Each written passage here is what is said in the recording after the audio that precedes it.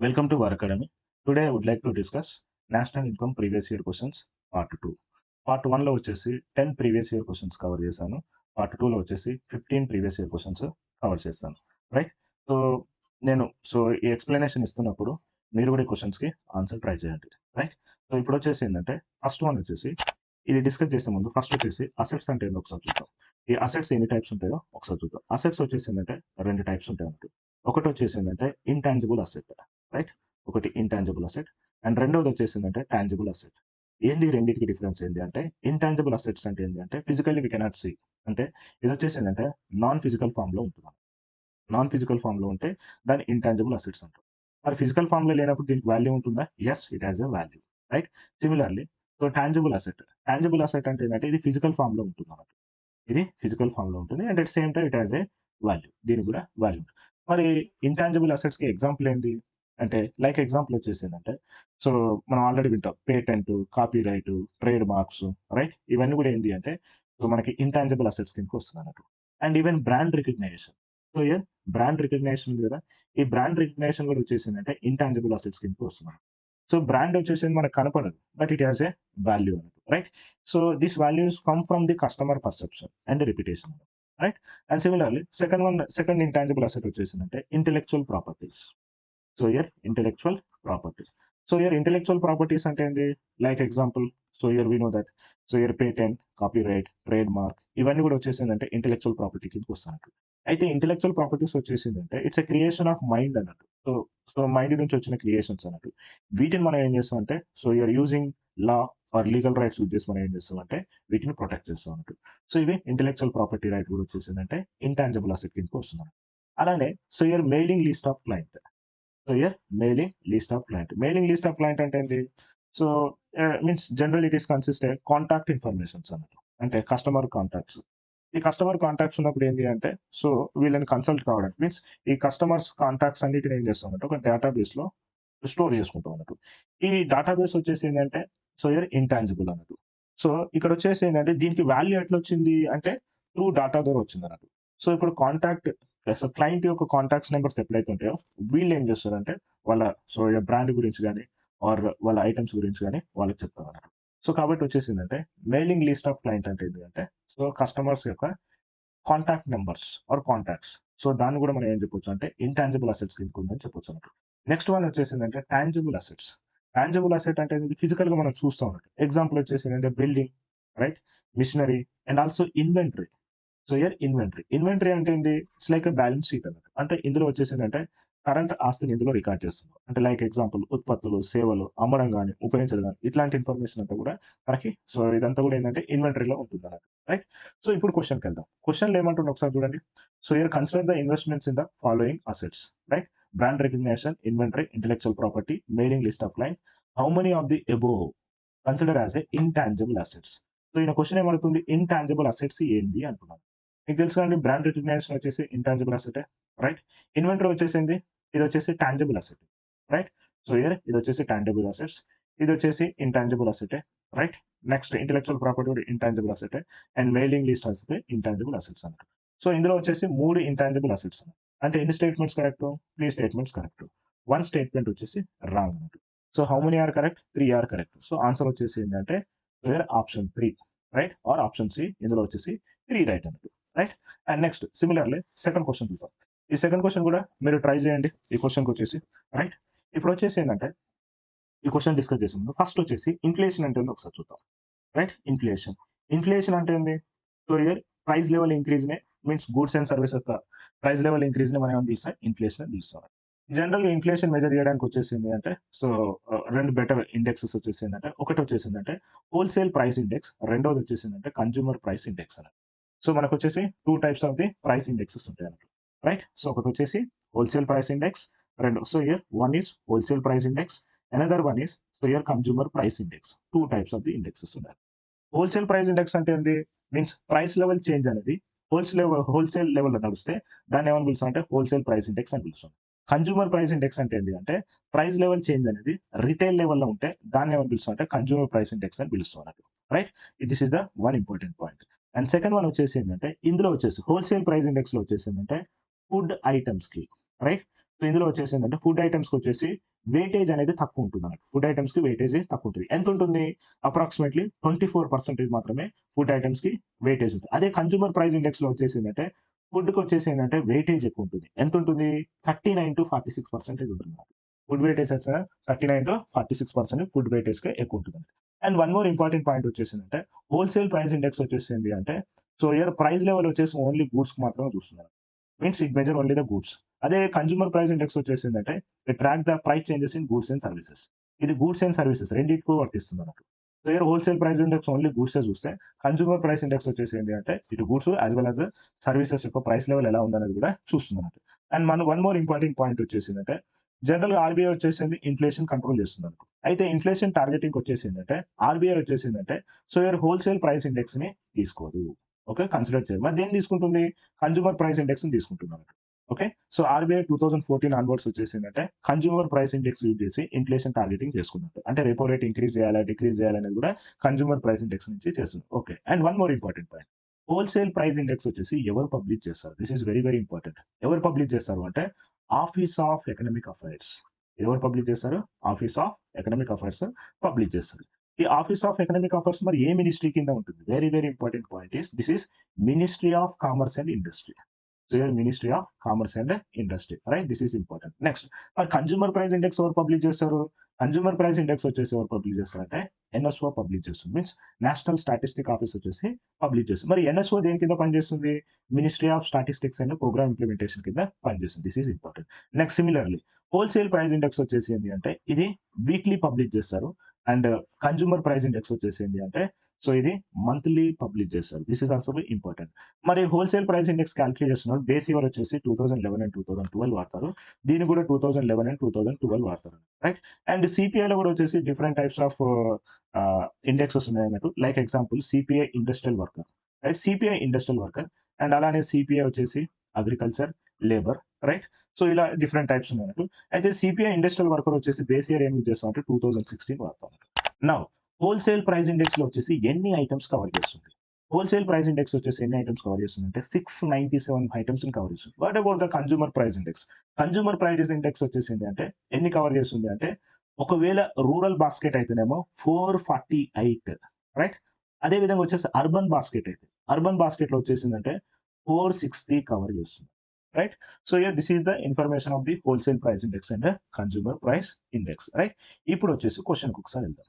Question ఒకసారి చూస్తే మనకి consider the following statements. First statement the weightage of the food in consumer price index is higher than the wholesale price index అంటుంది. మనకి consumer price ఇండెక్స్‌లో వచ్చేసింది food weightage ఎక్కువ ఉందని చెప్పాం. ఎంత 39-46 అని చెప్పాం. రైట్? సో హియర్ అంటే కన్స్యూమర్ ప్రైస్ ఫస్ట్ స్టేట్మెంట్ వచ్చేసి కరెక్టే. సెకండ్ వన్ వచ్చేసింది wholesale price index does not capture change in the prices of the services. Yes. Wholesale price index వచ్చేసింది ఓన్లీ గూడ్స్‌ని మాత్రమే కవర్ చేస్తది. సో హియర్ సర్వీసెస్‌ని కవర్ చేయదు. And does not so here capture the changes in the price level service అంటుంది కాబట్టి second statement కూడా రైటే. Third statement ఒకసారి చూడండి. The reserve bank of India now adapted wholesale price index India. So it's key measure of inflation. So reserve bank of India వచ్చేసి wholesale price index use చేస్తుంది. ఏది use చేస్తుంది? Consumer price index use చేస్తుంది. కాబట్టి third statement wrong. ఇప్పుడు answer వచ్చేసింది. Third statement wrong అంటే ఏమేమవుతుందమ్మా? సి ఆప్షన్ పోయింది. డి ఆప్షన్ పోయింది. And we know that first and second statement వచ్చేసి రైట్ అని చెప్పినాం. సో ఆన్సర్ వచ్చేసి ఏంది అంటే so here option A 1 and 2 right. అలానే వచ్చేసి 13థ్ క్వెషన్ కూడా ట్రై చేయండి. రైట్. సో 13థ్ క్వెషన్ వచ్చేసిందంటే ఇక్కడ చూడండి పర్చేసింగ్ పవర్ పారిటీ గురించి మాట్లాడుతున్నాం. Okay. So here the purchasing power parity exchange rate is calculated by comparing the prices of same basket of goods and services in the different countries అంటున్నారు. Right. So ఈ క్వెషన్‌కి answer చేసే ముందు first మనం ఒకసారి so here purchasing power parity అంటే ఏంటో చూద్దాం. అయితే ఈ పర్చేసింగ్ పవర్ పారిటీలో వచ్చేసిందంటే ఎక్స్చేంజ్ రేట్ కాలిక్యులేట్ చేసినప్పుడు సో ఒక కంట్రీ ఇంకో కంట్రీ కంపారిజన్స్ ఎలా చేస్తారు అంటే సేమ్ బాస్కెట్ యూజ్ చేస్తారు. Right? Very very important. So here same basket means the price of same basket of goods and services తీసుకుంటారు అన్నట్టు. సో గూడ్స్ అండ్ సర్వీసెస్ తీసుకున్నారు అనుకోండి. సో హియర్ గూడ్స్ అయినా కావచ్చు, సర్వీస్ అయినా కావచ్చు సేమ్ బాస్కెట్ ఉంటుంది. అంటే కంట్రీ ఎక్స్ అయినా, కంట్రీ వై అయినా. లెట్స్ సే ఎగ్జాంపుల్ వచ్చేసి ఒకటి ఇండియా తీసుకుందాం. అంటే రెండోది వచ్చేసి యూఎస్ఏ తీసుకుందాం. ఇప్పుడు వచ్చేసి ఏందంటే దీని పర్చేసింగ్ పవర్ పారిటీ ఎలా కాలిక్యులేట్ చేస్తారు? ఆర్ ఎక్స్చేంజ్ రేట్ ఎలా కాలిక్యులేట్ చేస్తారు అంటే సేమ్ బాస్కెట్ యూజ్ చేస్తారు. సేమ్ బాస్కెట్ అంటే ఏంది? ఎగ్జాంపుల్ వచ్చేసి ఒక పిజ్జా ఉంది అనుకుందాం. సో ఇక్కడ పిజ్జా వచ్చేసి ఒక 80 రూపీస్‌కి వస్తుంది అనుకుందాం ఎగ్జాంపుల్ వచ్చి. అదే యూఎస్ఏలో వచ్చేసి సేమ్ పిజ్జా, సేమ్ సైజ్ వచ్చేసి $1కి వస్తుంది అనుకుందాం. అప్పుడు ఏం చేస్తారు సింపుల్‌గా ఇక్కడ పిజ్జానే, ఇక్కడ పిజ్జానే అంటే same basket right? Same basket of goods and services తీసుకున్నాం. సో, ఆర్ ఎనీ అదర్ ఏదైనా ఒక ఐటెమ్ తీసుకున్నాం. బట్ 2 కంట్రీలలో కూడా వచ్చేసి సేమ్ ఐటెమే ఉండాలన్నమాట. సో, ఇక్కడొచ్చేసి ఏంటంటే $1 ఈక్వల్ టు ఎంతైతుంది ఇక్కడ? 80 రూపీస్ అన్నట్టు. సో, మీన్స్ ఇట్లా మనం ఏం చేస్తామంటే ఎక్స్‌చేంజ్ రేట్‌ని వచ్చేసి ఈక్వలైజ్ చేస్తాం అన్నట్టు. Purchasing power of the different countries అన్నట్టు. రైట్? ఇదొక important point.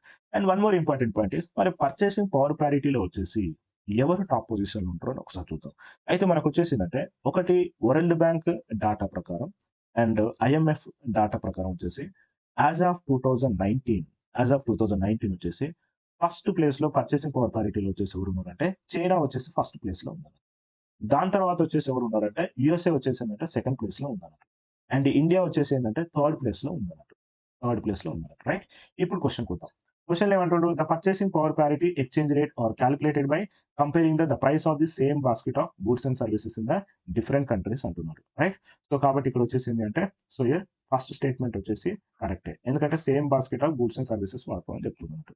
And second one చూడండి. In terms of the triple P means purchasing power parity dollars India is the sixth largest economy. Sixth కాదు కదండీ. ఎంత? Third రావాలి. అంటే second statement వచ్చేసి wrong. Only first స్టేట్మెంటే రైట్. అంటే option A is correct. Right. అలానే వచ్చేసి 14థ్ క్వెషన్స్‌కి మీరు చాట్ బాక్స్‌లో ఆన్సర్ చేయండి ఇది. రైట్. 14థ్ క్వెషన్ ఏందమ్మా? 14థ్ క్వెషన్ వచ్చేసి సో, ఎకనామిక్ గ్రోత్ గురించి మాట్లాడుతుంది. Right. So, here economic growth గురించి మాట్లాడుతుంది. రైట్. సో, ఈ ఎకనామిక్ గ్రోత్ గురించి ఏందో ఒకసారి చూద్దాం.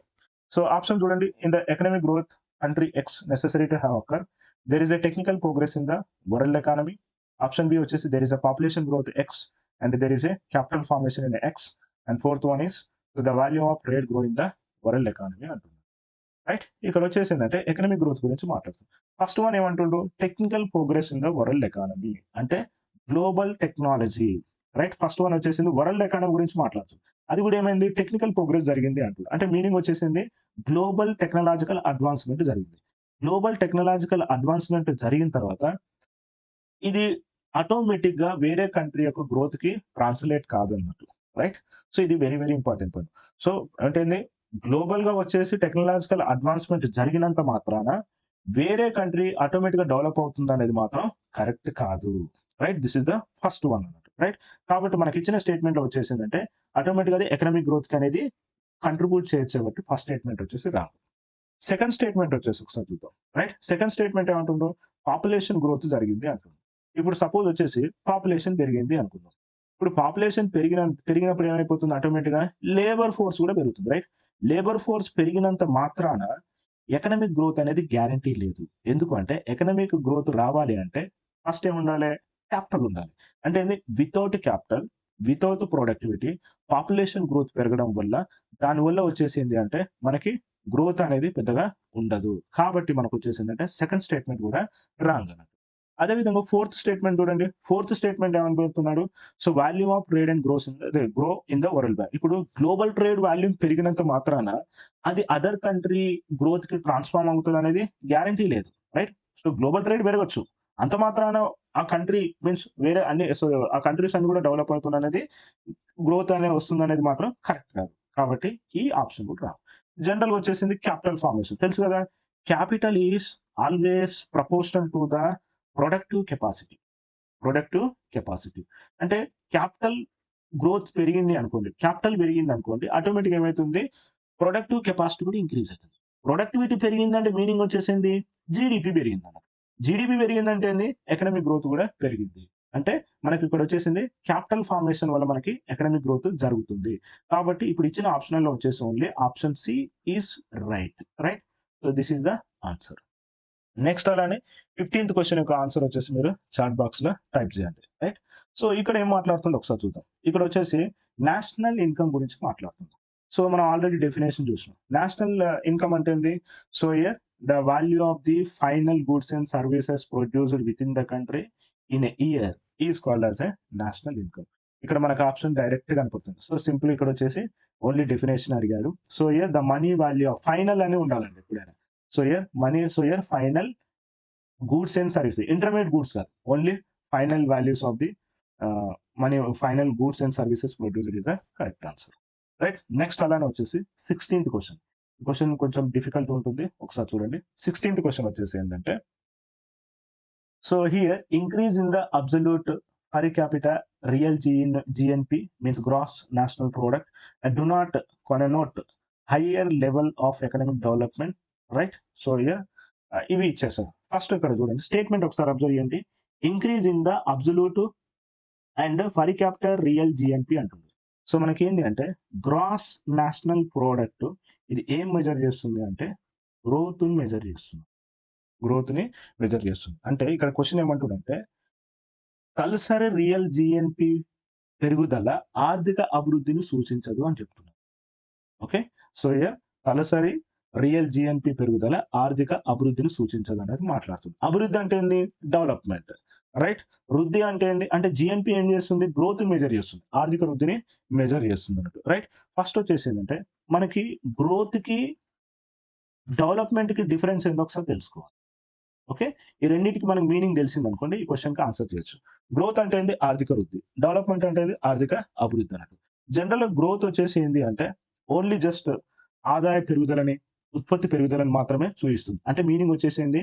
ఓన్లీ సైజ్ ఇంక్రీజ్ మాత్రమే గ్రోత్ ఇండికేట్ చేస్తుంది. అంటే గ్రోత్ వచ్చేసి ఏంటంటే ఇట్ ఈస్ నాట్ క్వాలిటేటివ్, ఇది వచ్చేసి ఏంటంటే ఓన్లీ క్వాంటిటేటివ్ మాత్రమే ఇండికేట్ చేస్తుంది. క్వాంటిటేటివ్ అంటే ఏంది? లైక్ ఎగ్జాంపుల్ వచ్చేసి సో ఫిజికల్ గ్రోత్ గురించి మాట్లాడుతుంది. అంటే ఒక పర్సన్ ఒక హైట్, ఎగ్జాంపుల్ ఒక పర్సన్ ఒక హైట్, పర్సన్ ఒక వెయిట్, ఇదంతా ఓన్లీ ఫిజికల్ గ్రోత్ గురించి మాట్లాడుతున్నారు. అదే డెవలప్మెంట్ వచ్చేసి అంటే ఏంటంటే గ్రోత్ ప్లస్, ఓకే, గ్రోత్ ఉంటుంది అట్ ద సేమ్ టైం జీవన ప్రమాణాలు బాగుండాలి, ఆరోగ్యం బాగుండాలి, నాణ్యమైన విద్య ఉండాలి, సామాజిక సమానత్వం ఉండాలి, పేదరికం తగ్గాలి, మీన్స్ పావర్టీ తగ్గాలి, అండ్ ఆల్సో అన్ఎంప్లాయ్మెంట్ తగ్గాలి.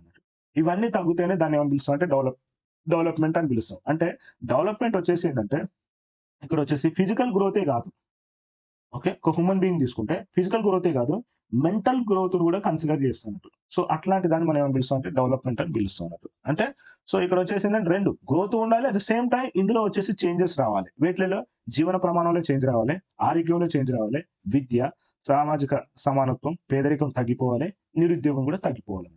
అట్లా ఉంటే దాన్ని ఏమని పిలుస్తాం అంటే డెవలప్మెంట్ అని పిలుస్తాం, రైట్. ఇక్కడ ఫస్ట్ ఆప్షన్ చూడండి. ఫస్ట్ ఆప్షన్ అంటే ఇప్పుడు ఏంటి అంటే క్వశ్చన్ వచ్చేసి ఏది డెవలప్మెంట్ కిందకి వస్తుంది, ఏది డెవలప్మెంట్ కిందకి రాదనేదే క్వశ్చన్ అన్నమాట. ఫస్ట్ వన్ వచ్చేసి ఆప్షన్ ఏమంటుండు, industrial output fails to keep pace with the agriculture output. అంటే మీనింగ్ వచ్చేసి ఏమంటుండే ఇక్కడ పారిశ్రామిక ఉత్పత్తి వ్యవసాయ ఉత్పత్తితో పోలిస్తే వెనకబడింది అన్నట్టు మాట్లాడుతున్నట్టు. ఓకే. సో ఇది ఫస్ట్ వన్ మాట్లాడుతున్నాం. సో ఫస్ట్ వన్ ఆప్షన్ వచ్చేసి ఏంటంటే ఇక్కడ ఏమంటుండు ఇండస్ట్రియల్ అవుట్పుట్ ఫెయిల్స్, అంటే ఇండస్ట్రియల్ అవుట్పుట్ వచ్చేసి ఏంటి అంటే తక్కువ ఉంది అని చెప్తున్నట్టు. So here industrial output is less but agriculture output is more అంటుంది. These are different sectors, right. Agriculture వచ్చేసి ఒక సెక్టార్, ఇండస్ట్రియల్ సెక్టార్ వచ్చేసి అనదర్ సెక్టర్. అయితే ఇండస్ట్రియల్ అవుట్పుట్ వచ్చేసి వెనకబడి ఉంది అంటుంది, అగ్రికల్చర్ అవుట్పుట్ బాగుంది అంటుంది. అగ్రికల్చర్ అవుట్పుట్ బాగుంది అంటే దీని మీనింగ్ వచ్చేసింది వ్యవసాయ అభివృద్ధి బాగుంది అని అర్థం. వ్యవసాయ అభివృద్ధి బాగుంది అంటే ఏమైపోతుంది, ఆటోమేటిక్ గా గ్రామీణంలో ఉపాధి కూడా పెరిగిందని అర్థం. గ్రామీణ ఉపాధి పెరిగిందంటే ఏంది? సో ఇయర్ ఉపాధి పెరుగుతుంది అంటే మీనింగ్ వచ్చేసి పేదరికం తగ్గింది. పేదరికం తగ్గింది అంటే సో దాని మీనింగ్ వచ్చేసి it is coming into the under development అన్నట్టు. సారీ, సో ఏమంటారు డెవలప్మెంట్ కిందకి వస్తుంది అన్నట్టు, right. This is the first one. So first statement వచ్చేసి correct. So means second one వచ్చేసి అంటే డెవలప్మెంట్ వచ్చేసి అగ్రికల్చర్ బాగుంది అంటే ఆటోమేటిక్ గా మనకి సో గ్రామీణ ఉపాధి పెరిగినట్టు, గ్రామీణ ఉపాధి పెరిగింది అంటే గ్రామీణ పేదరికం తగ్గింది. పేదరికం తగ్గింది అంటే ఏంటి, అది డెవలప్మెంట్ కిందకి వస్తుంది. అండ్ అదే విధంగా సెకండ్ వన్ చూడండి, agriculture output fail to keep face with the industrial output. అంటే సో అగ్రికల్చర్ అవుట్పుట్ వచ్చేసేమో వెనకబడిపోయింది, ఇండస్ట్రియల్ అవుట్పుట్ వచ్చేసి పెరిగింది అంటుంది. ఇండస్ట్రియల్ అవుట్పుట్ పెరిగిందంటే మీనింగ్ వచ్చేసింది జాబ్ క్రియేషన్ కూడా పెరిగినట్టే కదా. జాబ్ క్రియేషన్ మీనింగ్ ఏంది, జాబ్ క్రియేషన్ పెరిగిందంటే మీనింగ్ వచ్చేసింది అట్ సేమ్ టైం పావర్టీ కూడా తగ్గినట్టే కదా, రైట్. పావర్టీ తగ్గిపోయిందంటే అది దేని కిందకి వస్తుంది, సో ఇయర్ డెవలప్మెంట్ కిందకి వస్తుంది. సో ఇయర్ ఇది కరెక్ట్ అన్నట్టు. థర్డ్ వన్ వచ్చేసింది so here poverty. So fourth one చూద్దాం, import grow faster than the exports. అంటే ఏంది import grow faster than export అంటే ఏంది, imports greater than the exports అని అర్థం. ఇంపోర్ట్స్ ఎక్కువ, ఎక్స్పోర్ట్ తక్కువ ఉందని. సో ఇంపోర్ట్స్ ఎక్కువ ఉన్నప్పుడు ఏమైతుంది, జనరల్ గా వచ్చేసి ఫారెన్ రిజర్వ్ మీద స్ట్రెస్ పడుతుంది అంతే, రైట్. బట్ ఇది direct means it does not related to the living standard కి ఇది సంబంధం ఉండదు. ఇంకొక ఇండికేషన్ ఏంటంటే ఇంపోర్ట్ పెరిగింది అంటే మీనింగ్ వచ్చేసింది స్ట్రాంగ్ డొమెస్టిక్ డిమాండ్ ఉందని చెప్పొచ్చు. సో కాబట్టి ఇది కూడా వచ్చేసి ఏంటంటే సో ఇయర్ ఇది కూడా మనకి డెవలప్మెంట్కి వస్తుంది. ఇప్పుడు నెక్స్ట్ ఇక్కడ ఏమంటారు, do not connote the economic development. Economic development కిందకి లేనిదేదే అని అడుగుతుంది. డెవలప్మెంట్ లో వచ్చేసింది ఎప్పుడైనా సరే పావర్టీ తగ్గాలి, అన్ఎంప్లాయ్మెంట్ కూడా తగ్గాలి. బట్ ఇక్కడ క్వశ్చన్ లో వచ్చేసింది పావర్టీ అండ్ అన్ఎంప్లాయ్మెంట్ రెండు ఇంక్రీజ్ అంటుంది. కాబట్టి మనకు ఆన్సర్ వచ్చేసింది అంటే option C is the answer, right. So as for the development poverty and unemployment అనేది రిడక్షన్ కావాలి, అని ఇక్కడ ఇంక్రీజ్ అన్నది కాబట్టి సో ఇయర్ మనకి 16th క్వశ్చన్ ఆన్సర్ వచ్చేసిందంటే C is the answer, right. This is the so compare to the remaining question this 16th question is very difficult question, right. And అదే విధంగా వచ్చేసి 17th క్వశ్చన్ కూడా మీరు chat box లో answer చేయండి. So here closed economy, right. Economies వచ్చేసింది ఒకటి open economy ఉంటుంది, రెండోది వచ్చేసి క్లోజ్డ్ ఎకానమీ ఉంటుంది. క్లోజ్డ్ ఎకానమీలో వచ్చేసింది అంటే క్లోజ్డ్ ఎకానమీ మీనింగ్ వచ్చేసింది అంటే it does not engage the international trade. So year international trade ని ఎంగేజ్ చేయకపోతే దాన్ని ఏమని పిలుస్తాం అంటే క్లోజ్డ్ ఎకానమీ అని పిలుస్తాం. అంటే ఇంటర్నేషనల్ ట్రేడ్ ఎంగేజ్ చేయాలంటే మీనింగ్ వచ్చేసింది ఎక్స్పోర్ట్స్ ఉండవు, అదే విధంగా వచ్చేసింది అంటే ఇంపోర్ట్స్ ఉండవు అంటూ. అట్లా ఉంటే దాన్ని ఏమని పిలుస్తాం అంటే క్లోజ్డ్ ఎకానమీ అని పిలుస్తాం అన్నట్టు, రైట్. అండ్ ఇప్పుడు ఇచ్చిన ఆప్షన్స్ తీసుకున్నాం అనుకోండి. So here options are first one వచ్చేసింది option A. Option A is what money supply, right. So here money supply is fully controlled. So we know that generally money supply is related to దేనికి related, this is related to the monetary పాలసీకి related, right. So here money supply is related to the monetary policy. ఇది monetary పాలసీకి సంబంధించింది కాబట్టి ఇది closed ఎకానమీకి సంబంధం లేదు. రెండోది deficit of financing take place. Deficit దేనికి సంబంధించింది, గవర్నమెంట్ బారోయింగ్ సంబంధించింది, అంటే ఇది కూడా వచ్చేసి క్లోజ్డ్ ఎకానమీకి సంబంధం లేదు. Only export take place. But closed ఎకానమీలో ఒక ఎక్స్పోర్ట్స్ ఉండవు, ఎక్స్పోర్ట్స్ ఉంటాయి యాజ్ వెల్ మీన్స్ ఎక్స్పోర్ట్స్ ఉండవు అండ్ ఆల్సో ఇంపోర్ట్స్ కూడా ఉండవు. సో కాబట్టి థర్డ్ స్టేట్మెంట్ కూడా రాంగ్. అంటే ఇది క్లోజ్డ్ ఎకానమీలో వచ్చేసి ఎక్స్పోర్ట్స్ అండ్ ఇంపోర్ట్స్ రెండు కూడా ఉండవు. సో ఆన్సర్ వచ్చేసింది option D is the correct. Neither exports nor imports take place అన్నట్టు, right. This is the 17th question అన్నట్టు. Now come to the 18th question. So here 18th question ఒకసారి observe చేస్తే economic growth వచ్చేసి దేనికి couple అయి ఉంటుంది అంటున్నారు, right. So general గా వచ్చేసింది మనకి ఎకనామిక్ గ్రోత్ వచ్చేసి generally it is related to the inflation.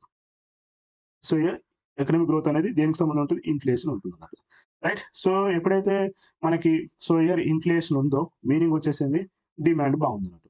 Demand బాగుందంటే ఏంది, గూడ్స్ అండ్ సర్వీస్ యొక్క డిమాండ్ బాగుంది అంటే మీనింగ్ వచ్చేసింది గ్రోత్ కూడా బాగుందని అర్థం అన్నట్టు. సో కాబట్టి economic growth is so year coupled with the inflation. So answer వచ్చేసింది అంటే ఆప్షన్ బి ఇస్ రైట్ అండి.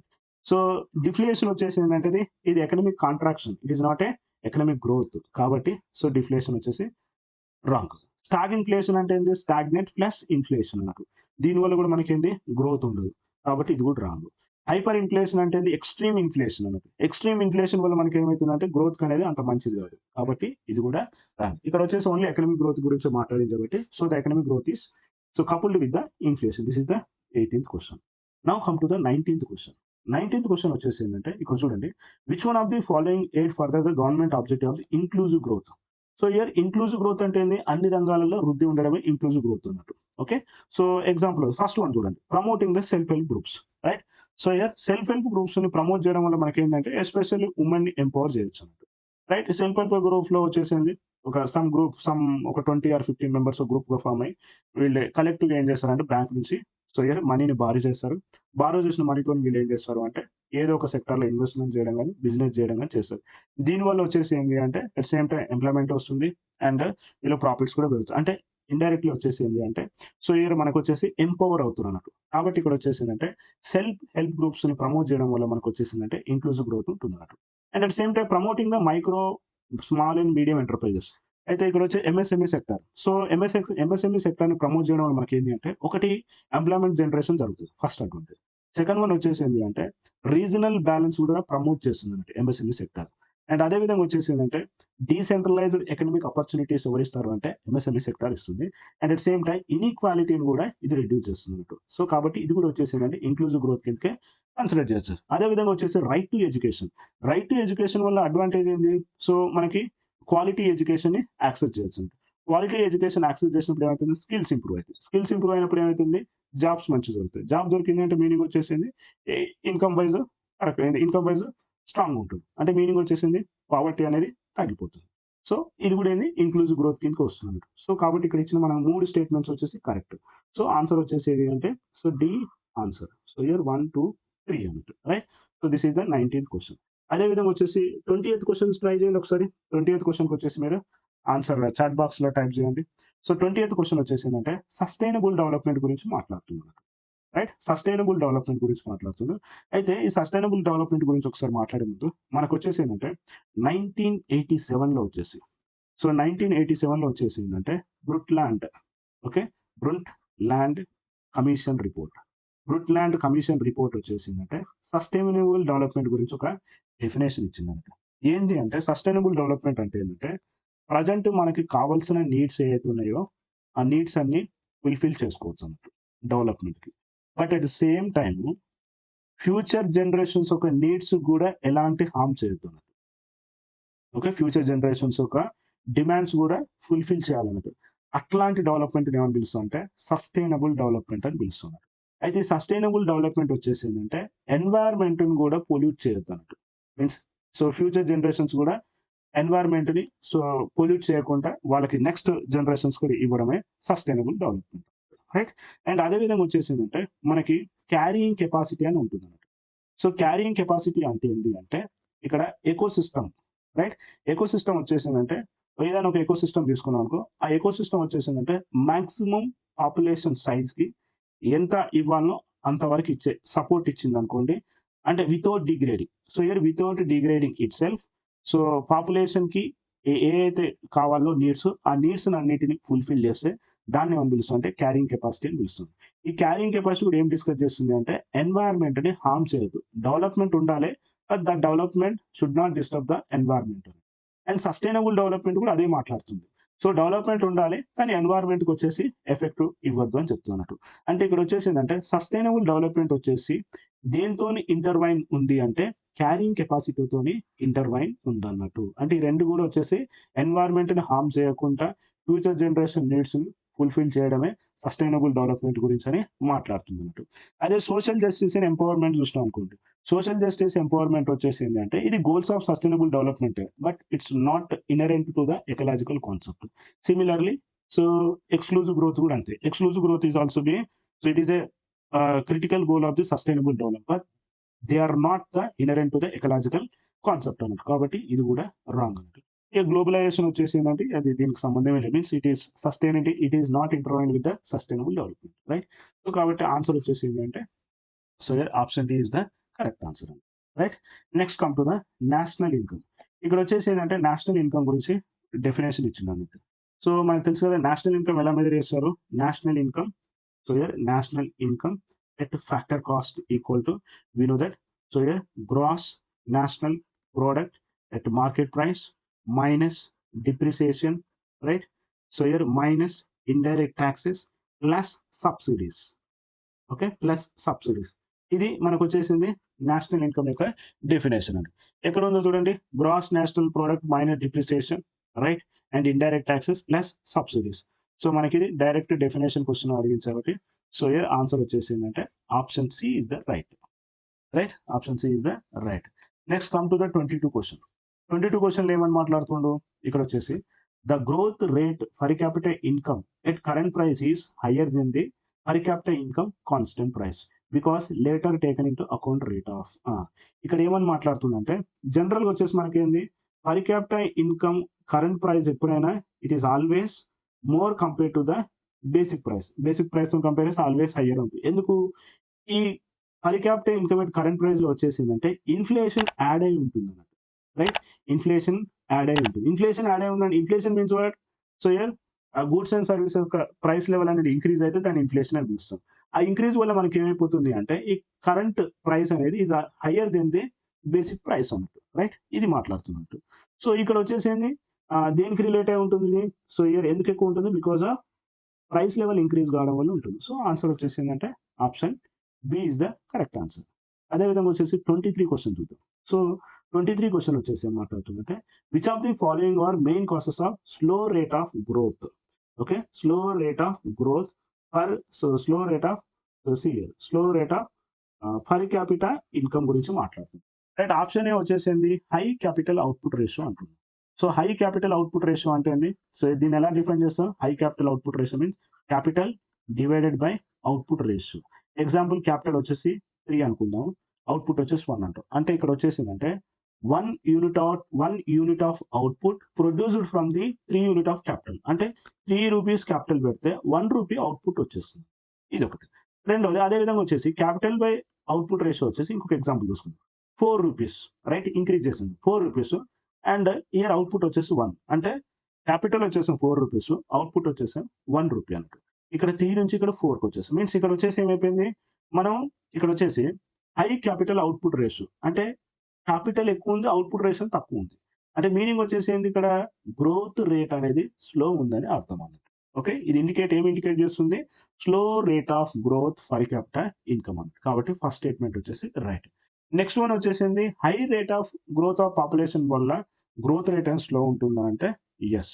సో ఎందుకు ఇప్పుడు వచ్చేసింది ఇప్పుడు మనం ఫర్ క్యాపిటల్ ఇన్కమ్ ఎలా క్యాలిక్యులేట్ చేస్తాము total GDP divided by total population is nothing but A for capital income అంటూ. పాపులేషన్ ఇంక్రీజ్ అయినప్పుడు జీడిపి ఇంక్రీజ్ కావచ్చు బట్ పాపులేషన్ ఇంక్రీజ్ వల్ల ఏమైపోతుంది అంటే ఈ పాపులేషన్ ఇంక్రీజ్ కావడం వల్ల మనకి ఫర్ క్యాపిటల్ ఇన్కమ్ ఏమైపోతుంది అంటే రెడ్యూస్ అవుతుంది. ఫర్ క్యాపిటల్ ఇన్కమ్ రెడ్యూస్ అయిందంటే ఏంది గ్రోత్ రేట్ అనేది స్లో ఉందని అర్థం అంటారు. కాబట్టి second one also be right. Third one వచ్చేసి ఏమంటున్నారు high rate of capital formation. Capital increase అవుతుంది. క్యాపిటల్ ఇంక్రీజ్ అయితే ఏమైపోతుంది గ్రోత్ రేట్ అనేది ఫాస్ట్ గా ఉంటుంది అన్నట్టు. ఎందుకు క్యాపిటల్ ఆల్వేస్ ఏమంటారు support the producing of goods and services పెరుగుతాయి అన్నట్టు. కాబట్టి high rate of capital formation వల్ల గ్రోత్ రేట్ అండ్ స్పీడ్ ఉంటుంది. బట్ మనకి ఇక్కడ ఆప్షన్ ఇక్కడ ఏమిచ్చాడు క్వశ్చన్ లో స్లో రేట్ అన్నాడు. కాబట్టి థర్డ్ వన్ వచ్చేసి రాంగ్. ఫోర్త్ వన్ వచ్చేసింది high level of physical deficit. ఈ high level of physical deficit అనేది ఏంటంటే negative effect of economy but it's not directly related to the slow for capital income అన్నట్టు. So ఇది physical deficit అనేది దీనికి సంబంధం లేదన్నట్టు. కాబట్టి మనకు ఆప్షన్ వచ్చేసిందంటే D option is right. Only 1 and 2 is correct అన్నట్టు. రైట్. నెక్స్ట్ 24th క్వశ్చన్ కింద 24th క్వశ్చన్ లో వచ్చేసి ఇక్కడ మనకి టర్మ్స్ ఇచ్చాడు. So here meltdown recession and slowdown and appropriate description ఏంటి అనేది క్వశ్చన్ ఇచ్చాం. సో ఇక్కడ వచ్చేసి ఏంటంటే ఫస్ట్ వన్ వచ్చేసి మెల్ట్ డౌన్ అంటే ఏంటో చూద్దాం. సో ఇయర్ మెల్ట్ డౌన్ అంటే ఏంటి అంటే ఎకనామిక్ కొలాప్స్ ని రైట్ ఎకనామిక్ కొలాప్స్ ని మెల్ట్ డౌన్ అని పిలుస్తాం. ఈ ఎకనామిక్ కొలాప్స్ అనేది దేని వల్ల వస్తుంది due to the bad financial conditions. Bad financial conditions అంటే ఏంది లైక్ రెసెషన్ కావచ్చు బ్యాంక్రప్సీనే కావచ్చు లేదా హయ్యర్ జాబ్లెస్ కావచ్చు అన్నట్టు. దీన్ని మనం ఏమని పిలుస్తాం అంటే మెల్ట్ డౌన్ అని పిలుస్తాం. అయితే ఈ మెల్ట్ డౌన్ వల్ల ఏమైతుంది అంటే stock price okay stock market price ఏమైతుంది అంటే డిక్లైన్ అయిపోతుంది. రైట్ స్టాక్ ప్రైస్ అనేది డిక్లైన్ అయిపోతుంది. ఇది ఫస్ట్ వన్. సెకండ్ వన్ వచ్చేసి ఏంటంటే రెసిషన్ అంటే ఏంటంటే 2 quarters. ఓకే 2 quarters అంటే ఏంది 6 months. 6 months లో వచ్చేసిందంటే జీడిపి నెగిటివ్ గ్రోత్ లో ఉంటే దాన్ని మనం ఏం పిలుస్తాం అంటే రెసిషన్ అని పిలుస్తాం. అంటే negative growth rate of GDP is nothing but A recession అన్నట్టు. రైట్ అంటే ఎగ్జాంపుల్ వచ్చేసిందంటే ఇప్పుడు వచ్చేసిందంటే 10% to 5% ఉంది అనుకుంటాం. రైట్ ఇది వచ్చేసింది ఇది స్లో డౌన్ అని చెప్పొచ్చు. ఓకే ఇది స్లో డౌన్ అని చెప్పొచ్చు అన్నట్టు. రెసిషన్ అంటే ఏంటంటే సపోజ్ 10% నుంచి -5%కి వచ్చింది అనుకుందాం. లైక్ కోవిడ్ పీరియడ్ లో వచ్చేసింది నెగిటివ్ లలో ఉంది. అంటే నెగిటివ్ గ్రోత్ రేట్ ని మనం ఏం పిలుస్తాం అంటే రెసిషన్ అని పిలుస్తాం. రైట్ సో ఇది సెకండ్ వన్. థర్డ్ వన్ వచ్చేసి ఏంటంటే slow down. Right third one వచ్చేసి స్లో డౌన్ అంటే ఏంది సో ఎకనామిక్ గ్రోత్ అనేది స్లోవర్ ఉంటుంది అన్నట్టు. ఓకే సో లైక్ ఎగ్జాంపుల్ వచ్చేసి ఏంటంటే reducing the rate of growth real GDP. అంటే ఇప్పుడు జీడిపి ఉందనుకో ఈ జీడిపి రేట్ వచ్చేసి 10% నుంచి 5% ఉంది అనుకుందాం. దీన్ని ఏమని పిలుస్తాం అంటే స్లో డౌన్ అని పిలుస్తాం. గ్రోత్ రేట్ ఉంది ఇది స్లో డౌన్ 10 to 5% ఫాలింగ్ అన్నారు. దీన్ని ఏమని పిలుస్తాము స్లో డౌన్ అని పిలుస్తాం. రైట్ ఇప్పుడు ఇచ్చిన మనకి ఆప్షన్ లో వచ్చేసిందంటే మెల్ట్ డౌన్ అంటే ఏంది మనకి ఎకనామిక్ కొలాప్స్ ని మనం ఏమని పిలుస్తాం మెల్ట్ డౌన్ అంటాం. దీనివల్ల మనకి ఏమైపోతుంది స్టాక్ ప్రైస్ అనేది ఫాల్ అయిపోతుంది. కాబట్టి ఫస్ట్ ఆప్షన్ వచ్చేసి రైట్. సెకండ్ ఆప్షన్ వచ్చేసి రెసిషన్ అంటే negative growth fall in growth కాదు. So second wrong. So third one slowdown అంటే ఫాల్ కాదు. ఓకే 10 to 5% వెళ్ళిందంటే మీనింగ్ వచ్చేసింది that is slowdown. But ఇక్కడ ఏంది ఫాల్ అంటుంది. సో ఇది ఫాల్ అనేది కాదు. రైట్ సో మనకి ఆన్సర్ వచ్చేసి ఏంటంటే only option A is correct. This is the 24th question. And next 25th question ఒకసారి చూద్దాం. 25th క్వశ్చన్ వచ్చేసి ఏంటంటే ఇందులో వచ్చేసి సస్టైనబుల్ డెవలప్మెంట్ గురించి మాట్లాడుతాం. Right so here sustainable development వచ్చేసి ఏంటంటే ఏం ఇండికేట్ చేస్తుంది అంటే సో ఇయర్ సస్టైనబుల్ డెవలప్మెంట్ ఇది ఫస్ట్ వన్ అసెషన్ ఒకసారి చూడండి. So here sustainable development is important for well being of human society. Yes అంతే కదా. ఎందుకంటే సస్టైనబుల్ డెవలప్మెంట్ ఏం ఎన్షూర్ చేస్తుంది balance of resource use environmental protection and equitable ప్రోగ్రెస్ని sustainable development indicate చేస్తుంది, రైట్? సో మనకి అసర్షన్ వచ్చేసి కరెక్టే. రీజన్ కరెక్టే రాదో చూద్దాం. Sustainable development is a kind of development that meet need present without compromising ability of future generation meet their own. ఇది కూడా కరెక్టే కదా. ఈ రెండు కూడా సస్టైనబుల్ డెవలప్మెంట్ గురించి మాట్లాడుతుంది. సో మనకి ఇచ్చిన ఆప్షన్లో వచ్చేసిందంటే బోత్ అసర్షన్ అండ్ రీజన్ కూడా రెండు కరెక్టే, and at same time reason is also the correct explanation of the A. So here answer వచ్చేసిందంటే ఆప్షన్ ఏ, రైట్? సో ఇది ఈరోజు క్వశ్చన్స్ అండి. So thank you very much.